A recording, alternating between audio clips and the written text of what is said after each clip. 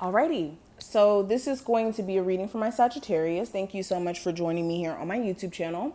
This is going to be a look at your next relationship, okay? And here and there, I kind of do these forecasts to kind of see where my singles are at and when they're gonna find new love. Of course, especially if you are somebody who has been single for a while, I'm really trying to target you guys with this video so that you guys can know when it's your turn to be in love, okay? So if you are already kind of in a relationship, but it's complicated and it's messy and it's whatever, this may not be the reading. I think my other readings would be more beneficial to you. This is more of just looking at new connections and what new energy is going to be coming in, okay? And pinpointing what's the problem just in general, if that can come through as well. All right, so if you're new here, welcome. Make sure you subscribe. Make sure you hit the notification bell, hit the like button so that you guys can get notified when I post in the future. If you want a personal, because this is general, please don't take everything super serious or personal. If it's not a personal reading, it's not personally for you. Okay, so kind of keep that in mind. Don't confuse yourself. Don't overthink or read too much into things that have nothing to do with you. So I would just get a personal if you are in question of anything. Okay, and let's get into the reading. So let's do a spread first. What is the energy surrounding my single Sagittarius next serious relationship? What is the energy surrounding my Sagittarius next or up and coming serious relationship? Okay.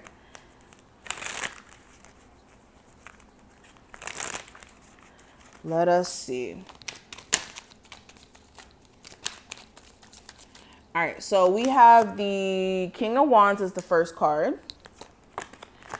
We have the Queen of Pentacles, the Fool card, so we have a lot of Aries and Earth energy here. We have the Knight of Pentacles, and we have the Three of Wands, okay? And then let's look at the zodiac signs. Quick disclaimer, because I know somebody's going to do it. Just because you see a zodiac sign that you hate does not mean I'm talking about them. Please stop leaving negative comments about how you hate Virgos or Aquarius or whatever zodiac sign that you hate. I don't care. I don't care about that. And I don't think anybody else does. So just spare yourself for writing those comments because I will block you.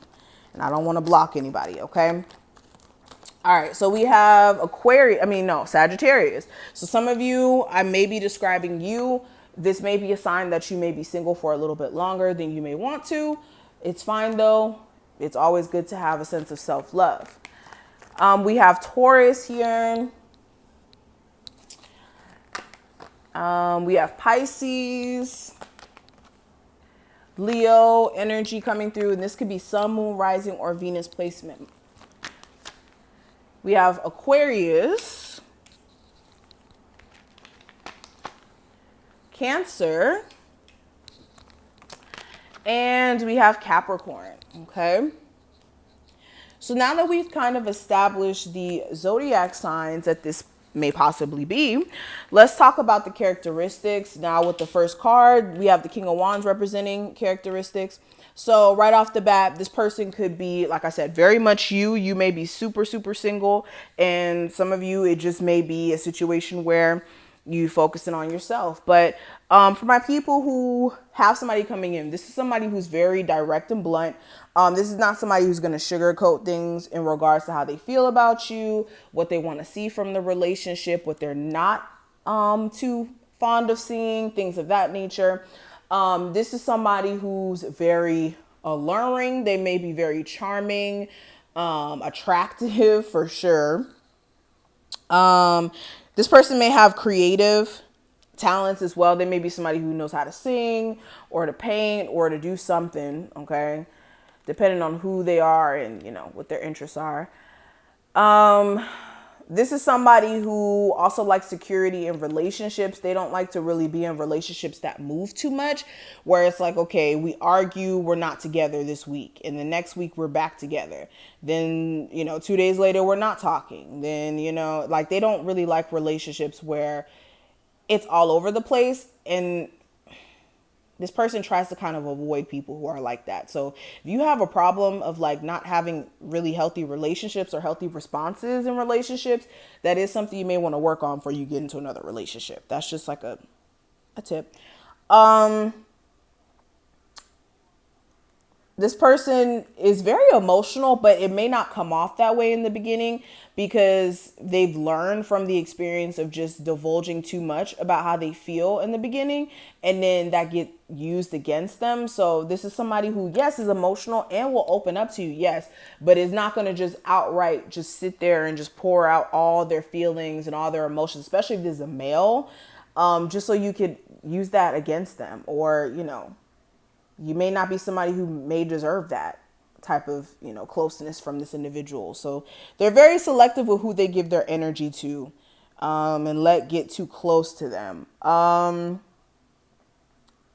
which is something everybody should be doing. But we also have the energy of this person just being very confident, very sure of themselves. They know what they bring to the table, and they're not going to allow somebody else to make them settle for what they don't deserve. So they will leave you if you aren't in accordance of what they're looking for as far as a stable relationship.